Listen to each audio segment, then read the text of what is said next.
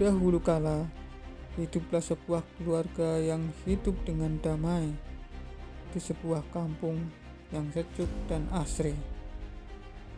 Di keluarga tersebut terkenal dengan Empu Siti Mantra yang menjadi tetua dan panutan bagi penduduk di kampung tersebut.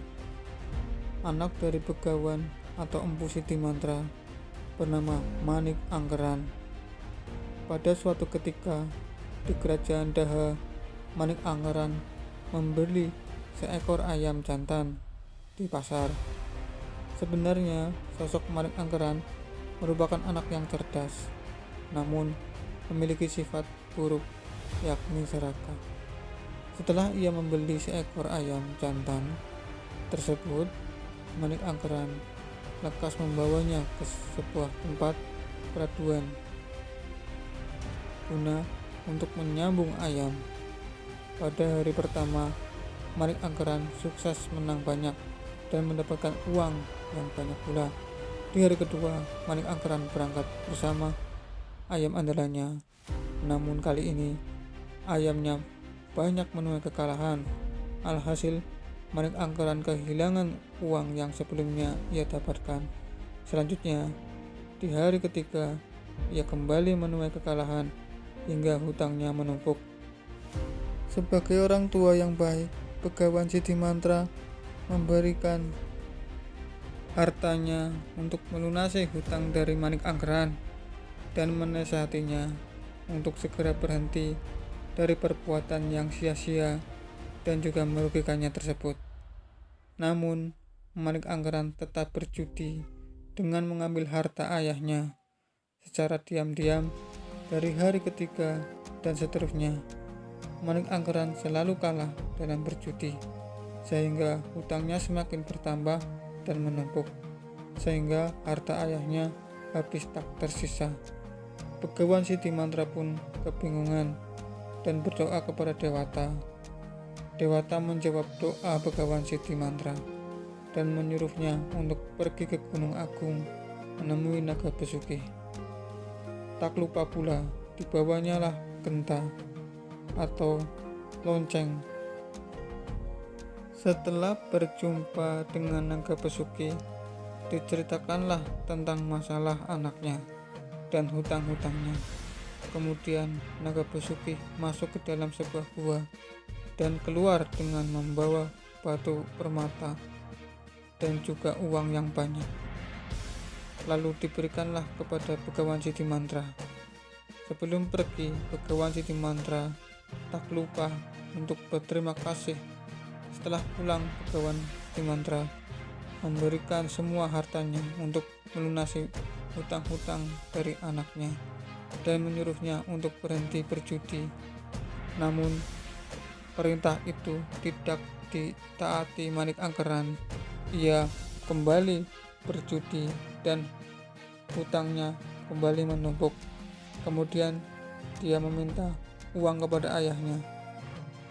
Namun Begawan Siti Mantra hanya menggeleng-geleng kepalanya dan menolak permintaan anaknya. Menanggapi penolakan ayahnya, Manik Angkeran mulai kebingungan dan ia menemukan genta milik ayahnya dan menjualnya ke pasar untuk melunasi hutang-hutangnya. Sesampainya di pasar, temannya menyuruh Manik Angkeran untuk membawa genta itu pergi ke Gunung Agung dan membunyikannya. Tak berselang lama, keluarlah naga besuki. Lalu kemudian Manik Angkeran memperkenalkan diri bahwa ia anak dari Begawan Siti Mantra dan menceritakan kedatangannya untuk melunasi hutang. Naga besuki pun menyanggupinya dengan syarat untuk yang terakhir kalinya. Di saat naga besuki masuk ke dalam gua, Manik Angkeran melihat banyak harta dan uang di gua tersebut. Manik Angkeran pun akhirnya mengeluarkan pedangnya, lalu ditusukkanlah ke dalam tubuh naga besuki tersebut. Sang naga pun marah dan menyemburkan api sehingga tubuh Manik Angkeran menjadi kosong. Di tempat yang berbeda, ayahnya menyadari bahwa Manik Angkeran telah mencuri gentanya. Ia pun segera pergi ke Gunung Agung untuk menyusul anaknya. Sesampainya di depan gua tersebut, dilihatnya lah tubuh anaknya Manik Anggaran tersebut itu telah menjadi kosong. Menyadari akan hal itu, Begawan Siti Mantra meminta Naga Basuki untuk menghidupkannya kembali anaknya.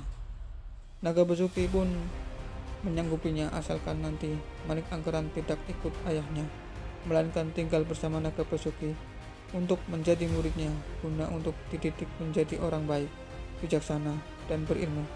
Setelah menyampaikan persyaratannya tersebut, dihidupkanlah Manik Anggaran. Untuk memisahkan agar supaya Manik Anggaran tidak pulang, maka dibuatlah garis di tanah dengan tongkatnya. Dari garis tersebut keluarlah air yang kemudian membesar dan meluas sehingga memisahkan Gunung Agung dari tempat berdiri Siti Mantra. Genangan tersebut menjadi selat yang kemudian dikenal dengan nama Selat Bali, yang memisahkan Pulau Jawa dengan Pulau Bali. Dari kisah ini kita dapat mengambil pelajaran bahwa janganlah serakah dan bertindak gegabah. Semua perbuatan pasti ada balasannya. Patuhilah nasihat orang tua, karena semua orang tua menginginkan yang terbaik bagi anaknya. Semoga dari kisah ini kita dapat mengambil hikmah dan manfaat yang positif untuk kehidupan kita. Wassalamualaikum warahmatullahi wabarakatuh.